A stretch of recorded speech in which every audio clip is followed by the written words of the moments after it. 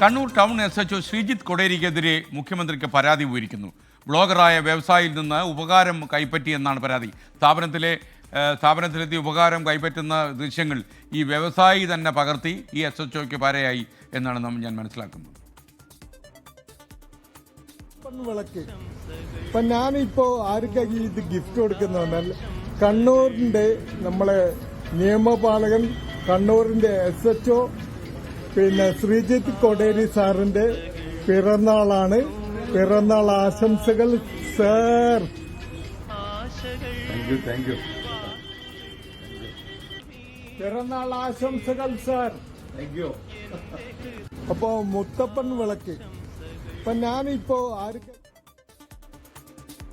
പിറന്നാളിന്റെ കൂടുതൽ വിവരങ്ങളുമായി അരുൺ പൂപ്പറമ്പ് ചേരുന്നു. അരുൺ, അത് വളരെ കോസ്റ്റ്ലി ആയിട്ടുള്ള ഗിഫ്റ്റ് ആണോ? എന്താണ് ഇത്രയും വലിയ പരാതി പോകാൻ കാരണം എന്താണ്? കാര്യം അദ്ദേഹത്തിൻ്റെ ജന്മദിനത്തിൽ സംഭവം പാരയായോ?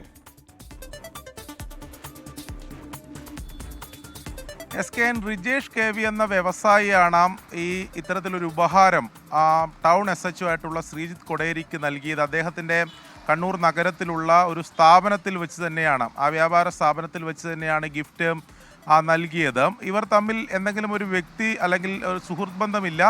നിയമപാലകൻ ടൗൺ SHO എന്ന നിലയിൽ തന്നെ അദ്ദേഹത്തിൻ്റെ പിറന്നാൾ ദിനത്തിൽ ഈ സമ്മാനം നൽകുന്നുവെന്ന് പറഞ്ഞുകൊണ്ടാണ് ഇത് കൈമാറുന്നത്, ഈ ഉപഹാരം കൈമാറുന്നത്. അല്പം വിലപിടിപ്പുള്ള ഒരു ഉപഹാരം തന്നെയാണത്.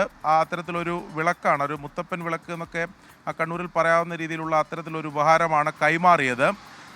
ഈ റിജേഷ് KV വ്യവസായി മാത്രമല്ല, സോഷ്യൽ മീഡിയയിലൊക്കെ ഫേസ്ബുക്കിലും ഇൻസ്റ്റഗ്രാമിലൊക്കെ അത്യാവശ്യം റീച്ചുള്ള ഒരു വ്ളോഗർ കൂടിയാണ്.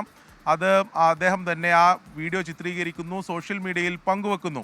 അതിനുശേഷമാണ് മുഖ്യമന്ത്രിക്ക് ഇത്തരത്തിലൊരു പരാതി ലഭിച്ചത്. ഇത് പോലീസ് ആക്ടിന് ലംഘനമാണ്, സർക്കാർ ഉദ്യോഗസ്ഥർ, പോലീസ് ഉദ്യോഗസ്ഥർ ഈ രീതിയിൽ സമ്മാനങ്ങൾ കൈപ്പറ്റാൻ വേണ്ടി പാടില്ല, അത് പെരുമാറ്റച്ചട്ട ലംഘനമാണ് എന്ന് ചൂണ്ടിക്കാണിച്ചുകൊണ്ടാണ് പേര് വെളിപ്പെടുത്താത്ത ഒരാൾ മുഖ്യമന്ത്രിക്ക് പരാതി നൽകിയിട്ടുള്ളത്. ഇതിൽ സ്പെഷ്യൽ ബ്രാഞ്ച് കൂടി ഒരു റിപ്പോർട്ട് ഈ സംഭവം സംബന്ധിച്ച് നൽകിയിട്ടുണ്ട്.